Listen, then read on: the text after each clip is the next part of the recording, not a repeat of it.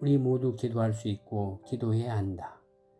그러나 정기적으로 쉬지 않고 기도하는 사람들은 그다지 많지 않다. 수많은 사람이 나는 기도할 줄 몰라요. 솔직히 기도해도 별 효능도 없어요. 하나님 내 기도는 듣지 않는 것 같아요 라고 말한다.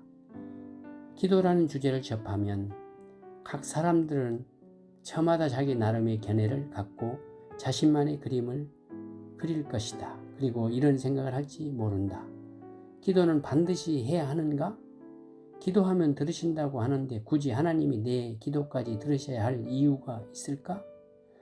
솔직히 기도를 하든지 안 하든지 하나님의 뜻과 계획은 변함없이 펼쳐지는 것이 아닐까?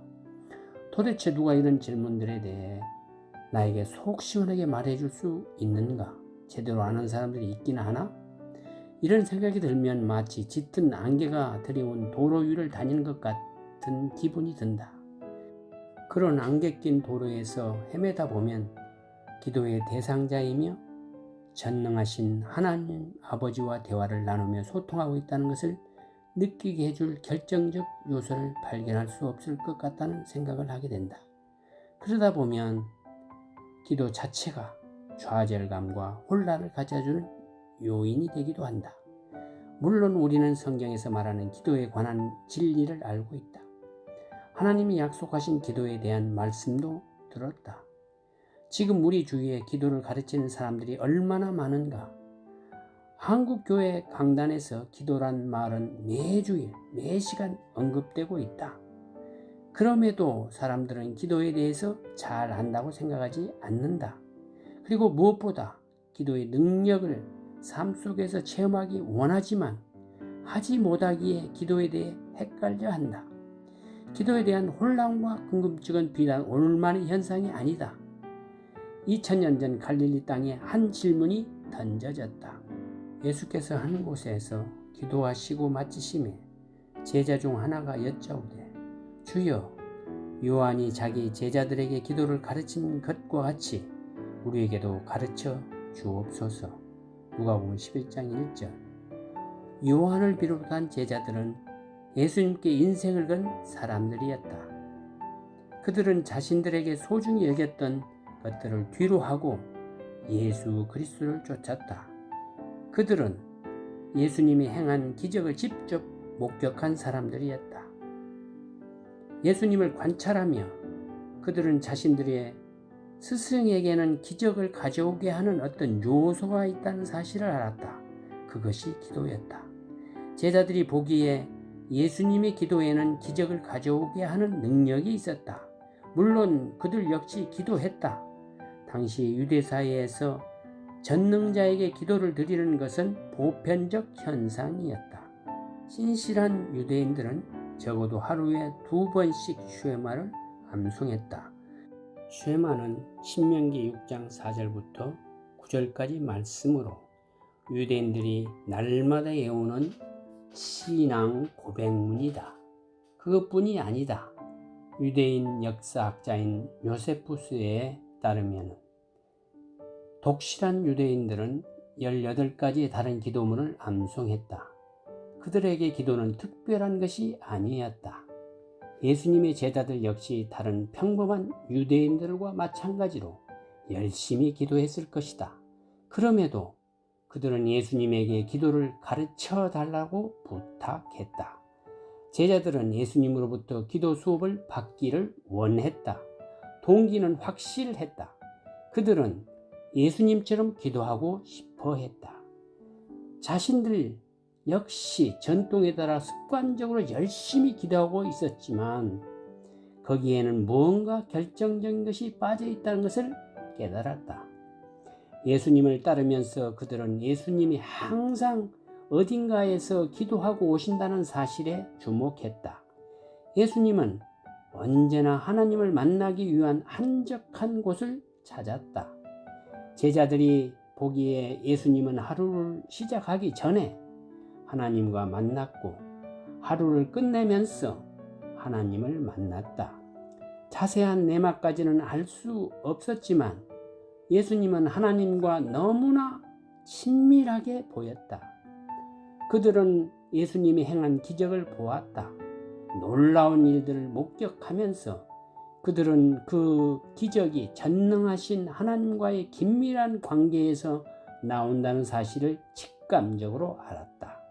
그래서 제자들은 자신들도 예수님이 하나님과 가졌던 친밀한 교제를 할 수 있기를 소망했다.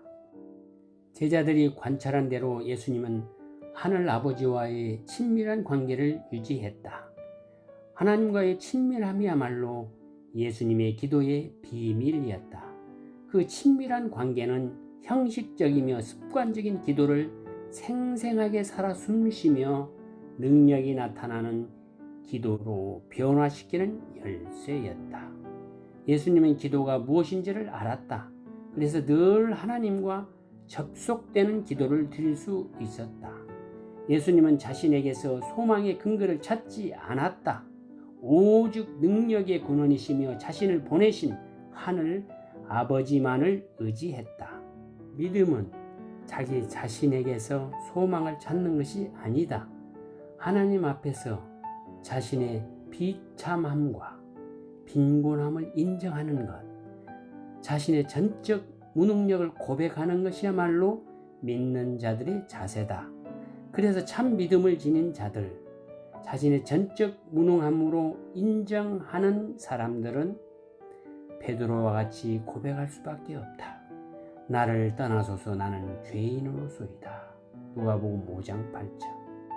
기도를 가르쳐 주세요 라며 기도의 강의를 듣기 원하는 제자들에게 예수님은 마태복음 6장 5절부터 13절까지 말씀으로 답하셨다. 예수님은 제자들에게 기도의 바른 자세를 알려주시며 지금까지 이어오는 주의 기도를 가르쳐 주신 것이다. 또 너희는 기도할 때에 외식한 자와 같이 하지 말라. 그들은 사람에게 보이려고 회당과 큰 거리 어귀에 서서 기도하기를 좋아하였느니라. 내가 진실로 너희에게 이르노니 그들은 자기 상을 이미 받았느니라. 너는 기도할 때에 내 골방에 들어가 문을 닫고 은밀한 중에 계신 내 아버지께 기도하라. 은밀한 중에 보시는 내 아버지께서 갚으시리라. 또 기도할 때에 이방인과 같이 중언부언하지 말라. 그들은 말을 많이 하여 들으신 줄 생각하느니라. 그러므로 그들을 본받지 말라. 구하기 전에 너희에게 있어야 할 것을 하나님 너희 아버지께서 아시느니라. 그러므로 너희는 이렇게 기도하라. 하늘에 계신 우리 아버지여, 이름이 거룩히 여김을 받으시오며 나라가 임하시오며 뜻이 하늘에서 이루어진 것 같이 땅에서도 이루어지이다. 오늘 우리에게 일용할 양식을 주시옵고 우리가 우리에게 죄 지은 자를 사하여 준 것 같이 우리 죄를 사하여 주시옵고 우리를 시험에 들게 하지 마시옵고 다만 악에서 구하시옵소서. 나라와 권세와 영광이 아버지께 영원히 있사옵나이다. 아멘. 마태복음 6장 5절에서 13절. 예수님은 기도할 때 누구에게 기도하는지를 먼저 기억할 것을 촉구했다. 사람들에게 보이기 위해서, 그들에게 감동을 주기 위해서 기도하지 말라고 했다. 그러기 위해 하나님을 만나기 위한 자신만의 조용한 곳으로 가야 함을 알려주었다. 사람들의 반응을 의식하지 말고 오직 하나님의 말씀에만 귀를 기울일 것을 촉구했다. 기도할 때 중언부언하거나 화려한 미사오구를 구사하려 하지 말고 오직 진심을 담아 간구해야 한다고 했다. 무엇보다 우리의 요구를 충족시키는 것이 기도의 주요 목표가 아니며 우리의 필요를 하나님께 알려드린 것만이 기도가 아님을 알려주었다. 예수님은 기도의 가장 기본적인 목적은 하늘 아버지와 친밀한 교제를 나누는 것이라는 점을 강조했다. 나 역시 기도 생활을 해나가면서 하나님과 친밀한 시간을 보내는 것이 기도의 목표가 될 때 기도가 즐거운 작업이 됨을 체험했다. 보상과 응답을 기도의 목표로 두게 되면 언제나 좌절하게 된다. 왜냐하면 인간의 생각과 하나님의 생각은 차원이 다르기에 내가 원하는 바대로 보상이 이루어지지 않기 때문이다.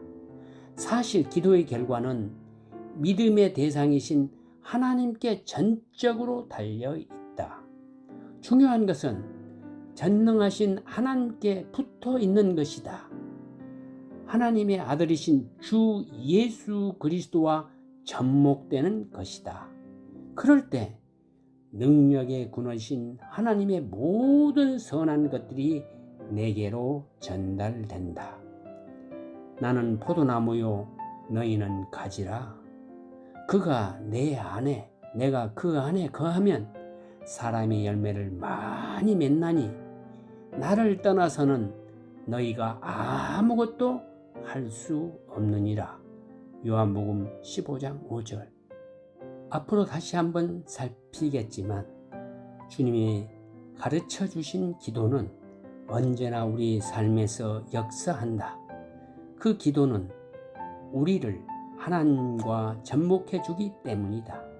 하나님과 접목되는 순간 우리의 삶은 변하지 않을 수 없다. 기도를 가르쳐 주세요라는 제자들의 질문은 이 시대의 모든 믿는 자들의 질문이기도 하다. 아마 예수님의 대답을 들은 제자들 가운데 이렇게 질문한 자도 있었을지 모른다. 주님, 그 방법밖에 없습니까? 꼭 그렇게 기도해야만 하나요? 그동안 습관적이며 전통적으로 해왔던 각자의 기도 방식이 있었기 때문이다. 기도를 가르쳐 달라는 제자들의 질문에 예수님의 대답은 단호했고 결코 상황에 따라 변경될 수 없다는 것이었다. 나는 구원을 얻은 이후에 믿는 자들이 받은 가장 큰 선물 가운데 하나가 기도라고 믿는다. 기도는 능력의 근원이신 하나님과 만나는 길이기 때문이다. 피조물이 창조주와 만나는 것보다 더 중요한 것이 어디 있겠는가? 하나님은 말씀을 통해서 자신을 계시하시고 우리는 기도를 통해 그분에게 다가간다. 그러므로 기도야말로 우리의 가장 크고 놀라운 권리이다. 나는 이 놀라운 권리를 우리 모두가 잘 행사할 수 있기를 바란다. 여기에 인생 승리의 비결이 있다. 아니, 이 땅에서뿐만 아니라 영원까지 이어질 인생의 성공 방정식을 푸는 결정적 열쇠가 바로 기도다. 그러기 위해서 21세기를 사는 우리에게도 2000년 전 제자들이 받았던 기도 수업이 필요하다.